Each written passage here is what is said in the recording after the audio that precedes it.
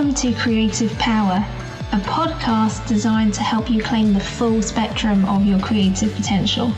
I'm Camilla Fellis-Arnold, and I'm passionate about discussing how we change the face of both the creative industries and how we interact with creativity itself, so that it nourishes our soul and helps us express ourselves with alignment, flow, and authenticity. Let's get started.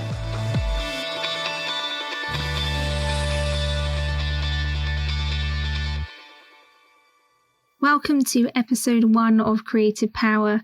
I'm your host, Camilla Fellis-Arnold, and I'm so excited to be starting this journey with you. I created this podcast to help people step into their creative potential because I've been there myself, feeling lost, feeling unable to get ideas out of my head, feeling like I was never going to find my style or even be successful. And I've definitely allowed other people to dictate my dreams more than once. But in the last 18 months, I've been on this journey of undoing, unlearning, and unraveling myself. And it's made me very passionate about ensuring that other people don't have to experience what I did. Because I want to help people unleash their creativity, overcome their fears, claim their deepest desires. I want to help you reach that creative power that seems so unreasonable that it feels impossible to reach. Well, let me tell you, it is absolutely yours for the taking. We have been sold this story that we must bleed for our art, that in achieving that coveted title of creative genius is to walk a path of psychosis, pain, and suffering. And if not any of those, at the very least, it's to only reach starvation, as we are doomed to walk the path of being not seen, not heard, not appreciated, not valued, and consequently, not paid. I'm here to tell you and show you a different story. It's a story that tells of walking hand in hand with experiencing joy in the creative process, not suffering. It's a story of being seen, heard, recognised, valued, and crucially, fairly paid for the creativity we bring forth to enrich the world, because without creativity, this world would be a much poorer place. I want to help you find that flow, find your authentic voice, and encourage you to stop holding yourself back. The world needs us more than it knows.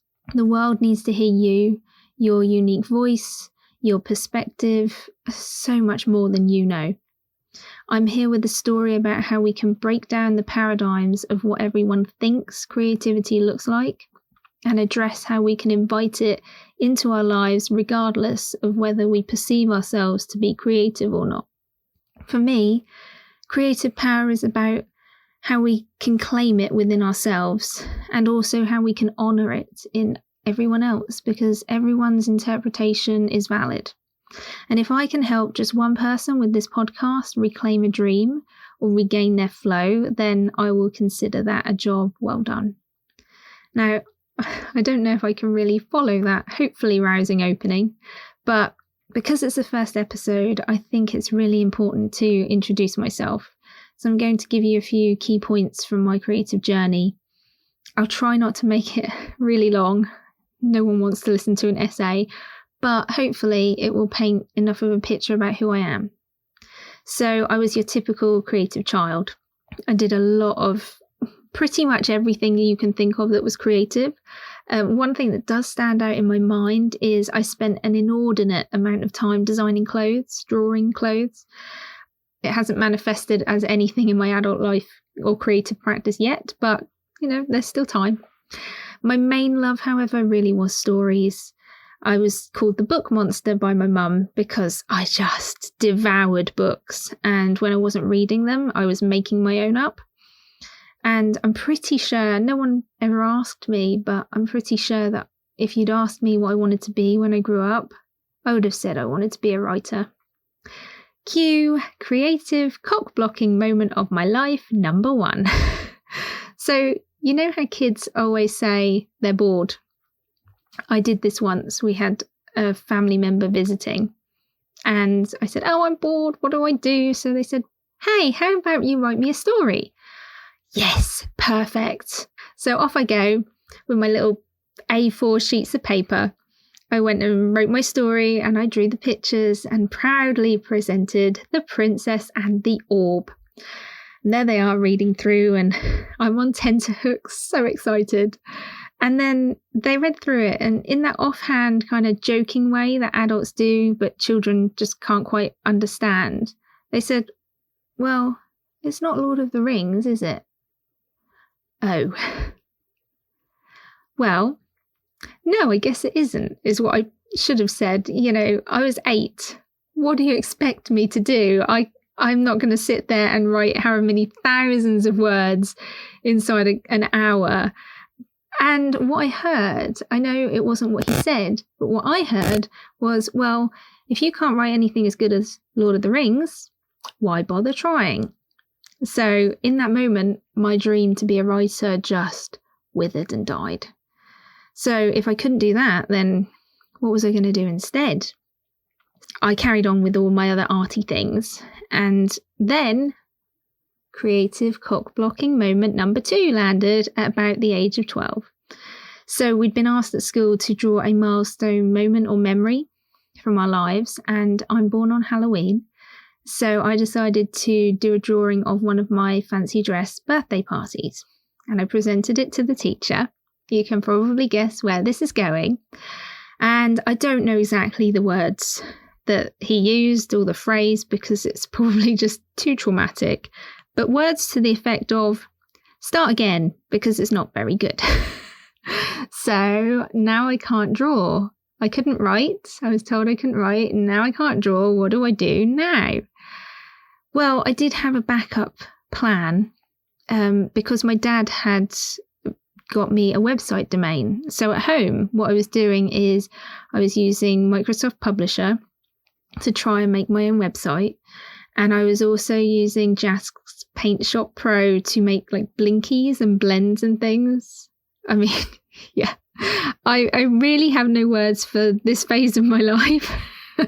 But I was doing that in my spare time and liking it. So when my teacher said I couldn't draw, I thought, well, I can still make things on the computer and design stuff, right? I wasn't sure if it was really what I wanted to do for the rest of my life, but I liked doing it for now, so I'll just carry on because everything else creative seemed to be off limits.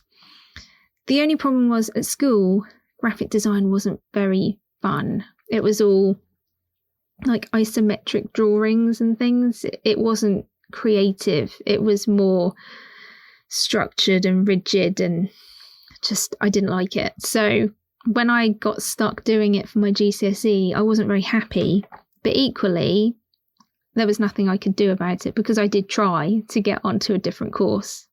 So I tried to make the best of it, and it wasn't until we had to do a piece of coursework that we could choose the project ourselves that I really came alive. I decided to make a children's magazine, and it just lit me up because I realised, oh, I'm good at this. And it was as close to books and stories as possible without me actually writing them myself. So for me, it seemed like the next best thing. So I just followed that trail because I didn't really know what else to do. I didn't want to be a scientist. I'd thought briefly about being a vet for about 5 minutes until I realised that I had to put animals to sleep. So suddenly I thought, nope, not going to be a vet either. I wasn't interested in anything else. So because I seemed fairly good at graphic design, I just followed it. I went to college to do graphic design and also picked up photography there because I was in my spare time, in my free time, a budding photographer. My dad had got me my first little point and shoot camera, which was so basic. It's unbelievable. Literally had the on-off button, fixed lens, shutter release, saved the pictures as bitmaps on the computer, but I loved it. So I thought, great, I'll just do that as alongside the graphic design and just see where it went. Just have some fun, follow joy. And those 2 years spent doing those subjects at college was just amazing. I came in the top 10 nationally twice for my AS and A-level photography. I got a award for work in art, and yeah, I was really happy, creatively fulfilled. And so I thought, well, I'm quite far down this road now, and I'm not quite sure what else to do. So I'm going to go continue at university. So I went and applied for graphic design, but the course that I applied for had 3 subjects on rotation. And I remember going into the interview and they actually asked me if I wanted to switch my application to photography, because the portfolio I turned up with had a little bit of graphic design work, but it was probably about 80% photography. I said, no, that's fine, because it's on rotation anyway, so I'll just switch later down the road, 6 months down the road. Started doing graphic design, photography, and this thing that I had no idea what it was until I showed up, called Design for Publishing. Graphic design, it just didn't set me alight at university. Photography, we were stuck in the studio, which really didn't suit me. The flashes made me feel ill because it was so hot in there. I'm much more of an outdoors, natural light kind of photographer. So then that left me with this other subject called Design for Publishing. But what I found out was it was focused on typography and print design. Light bulbs went off in my head when I finally realised, when the penny dropped, as it were, that this was how I could stay close to stories and books. If I couldn't write them, well, I could at least design the books. You think at this point that I've found something that keeps me close to books, that it's going to be a breeze. But it wasn't, unfortunately. My BA honours was not as easy as it could have been. It was very stressful for me, because what happened was we were encouraged to aim to move to London after the degree and get a job in like a big design house, aim to win D&AD pencil awards, yellow pencils. And truth is, I don't do what I'm told at the best of times. So the minute they told me that's what I was meant to do, I thought, no, not interested. But equally, it wasn't my dream anyway, because I would much rather be either freelance or have my own design house. I didn't like being told what to do then, and I certainly didn't want to be told what to do in my working life either. So because I didn't want to follow the plan, I was kind of written off as someone who wouldn't play ball, that I wasn't going to get very far in my career. And I became very, very unhappy. I almost quit. The fun and joy just got sucked out of design, creativity. I dropped my hobby of photography, and all I did was just work on the coursework to get through the years. The only thing that was positive was a project that we did because we had student awards that we were allowed to enter. And I did one for the International Society of Typographic Designers. And I created a book called The Story of a Garden. And it was a story that I wrote. It was the first thing that I'd written in years about the garden that my family had grown up in. And then I typographically illustrated it and hand bound it. And with it, I passed the student assessment, one of 2 in my year, and became a member of the International Society of Typographic Designers. And I look back at that piece of work and it still is one of my favourite pieces I've ever done. And I think that's because it is so meaningful that I poured everything into it, and it was created in a time when I felt creatively stuck, burnt out, and it was the one thing that was bringing me joy. So that project gave me enough of a boost, and combined with the fact that I didn't quite know what to do next, I decided to stay on for another year and do a master's in communication design. And that really opened up creativity for me, because it was less rigid, less focused on rules and perfection, and it was more about like clarity of concept, clear communication. It was a very intense year, but I did really enjoy it. And in that year, I was also shortlisted for the Royal Society of the Arts Student Design Awards. So it was a special year. It was really good. after that, I became a freelancer. I'd been working with a book company, designing some books, but I found that I was really unprepared for being a freelancer, trying to build a portfolio, get my name known, try to win work. It was just a dog-eat-dog world. And I was very lucky to get this regular client doing book design. I picked up a few other projects and a few other regular clients, and it all seemed to eventually be going well. I was getting some consistent work coming in. And then, of course, it wasn't. It all went pear-shaped because I priced up a project for a long-term client, and they came back offering me a flat fee that was over 75% lower than my original quote.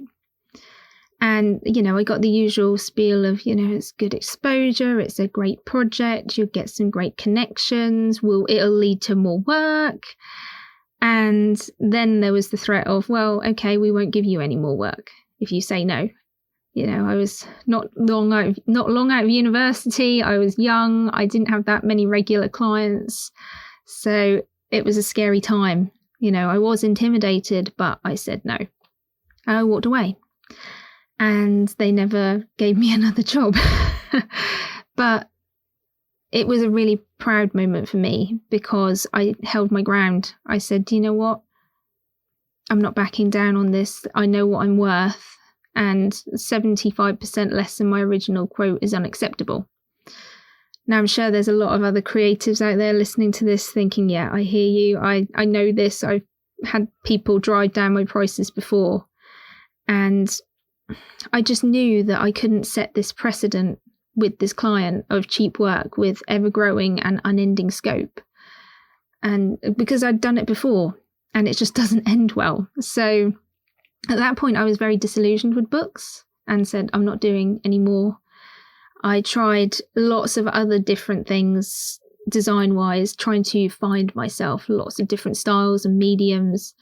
And I even flirted with the idea of building my own range of designs for products, which people loved, but it didn't really go anywhere. So I just started to fall out of love with design entirely. I just didn't think that I could make it work. So instead, I thought I'll turn to photography because I love that. So I started doing a little bit of pet portraiture, and then I had this brainwave of doing weddings. And I don't know why I thought it was a good idea because I am quite introverted, and the idea of going to a wedding and directing, over 100 people, trying to strike up a rapport, I don't know what I was thinking, but I did it. And I was actually really good at it. And it was going really well. My photography career was starting to really grow. And then I had a panic attack at a wedding, and it all changed. I was 2 hours away from home. I was stuck in a field, middle of nowhere. I had no phone signal, and I'm having this panic attack. Now, honestly, I can't even remember how I got through the day. Looking back at the photos, I ended up outsourcing them because I couldn't even face editing the photos. And it felt really unfair to have that burden, that worry of, could I have another panic attack on me and put that on my couples as well? So I wound down the business, finished all the weddings I had left, didn't book any more. And then I went back to freelance design because I didn't know what else to do. I just had no idea. So I was doing social media graphics for people. And one of the people I was working with asked me to help her with a book. Could I design the book she was working on? Well, yes, I can. I've got all this experience that I'd not told anyone about. But the conversation kind of grew arms and legs. And before I knew it, I'd agreed to help her publish the book. And then I was the one publishing the book. And all of a sudden, out of nowhere, I'd started my own publishing house, and book publishing and design services as a business was kind of born. And I came back full circle to books. Honestly, I thought that was where my creative journey was going to end, that I was going to build up this business and help people bring books into the world. But it turns out the universe and COVID had other plans for me. basically, my dad rang me telling me that Cyprus, where he was living, was going into lockdown and he didn't know what to do with his time. And we talked it through and he said, oh, well, maybe I'll try writing the book that I'd started however many years ago. And I just thought to myself, I'm sure there's other people who don't know what to do. And in that moment, an idea was born and I set up a manuscript in a month challenge to help people get their books written. And I didn't have an audience, so I had to build it up from zero. And I ran this challenge in May 2020 with 35 people supporting them writing their stories. And it kind of grew from there. I carried on helping these, not all of the people, some actually did finish writing their books during the challenge, which was amazing. But I carried on supporting some of the others. And I started to realize that it wasn't just book production and publishing that people wanted my help with. They wanted help with the planning and writing too, which is kind of ironic since I didn't think of myself as a writer anymore. But I tried my best and I started to find that I was limited by my own experience of writing, or limited experience of writing. So I didn't know quite what to do until someone said, well, why don't you train to be a coach? Because that would bridge the gap. And I wasn't sure at first, thinking, oh, I can't be a coach. But I somehow came round to the idea and took up a qualification with the Institute of Leadership and Management. And honestly, nothing could have prepared me for what happened next. I began training for it in January this year, 2021, and it's been a massive personal transformation for me. And I'm a pretty good coach, which is nice. So I spent the year working on breaking through my fears, limiting beliefs, resistance, healing wounds of all kinds. And I found that creativity came up time and time again. So I started to look at everything that was holding me back from stepping into my creative potential, because my creative practice had just disappeared. I don't know the last time that I had actually created something for myself without trying to get paid for it or without the intention of it making money. So I also found that as I was coaching people, I was bringing my knowledge, experience and creativity to working with those clients to support them. And that all of those things together kind of ignited my personal creative practice. And I started to really embrace my creativity as much as I was helping them embrace their creativity.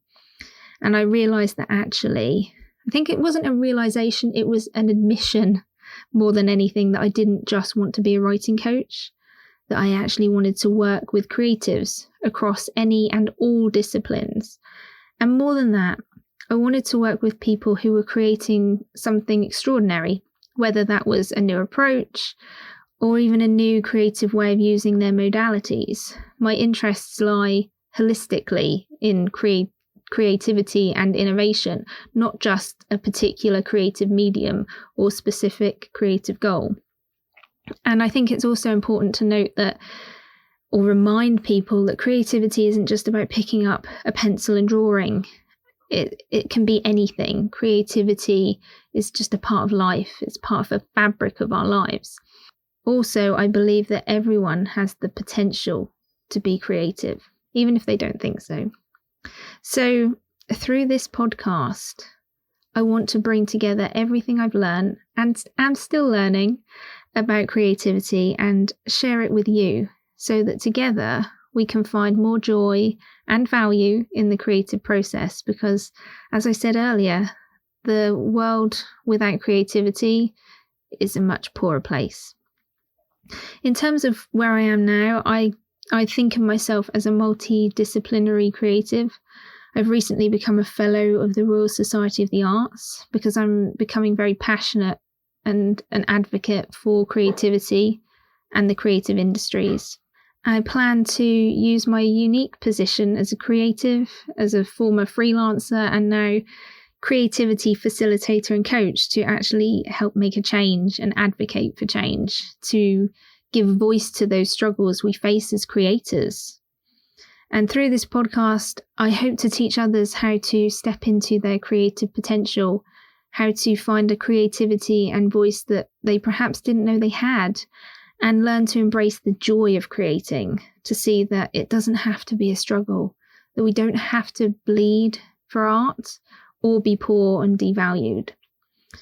Creativity can enrich our lives in so many ways when we embrace it, and I hope that you can do just that by listening to this Creative Power podcast. So that's it for this very first episode. You know a little bit more about me, the creative journey I've been on, and I've given you a bit of an overview of what this podcast is about. I know first episodes can be a bit weird, sometimes a little bit boring. I hope it wasn't too bad, but I do hope that you will subscribe and stick around to listen to a few more episodes, because I've got some great topics lined up to talk about. Thank you for listening to episode 1 of Creative Power. See you in the next episode. Thanks for listening to Creative Power today. If you enjoyed this episode, please share it with your friends and consider leaving a review. To find out more ways you can connect or work with me, please visit www.camillafelisarnold.com/creative power.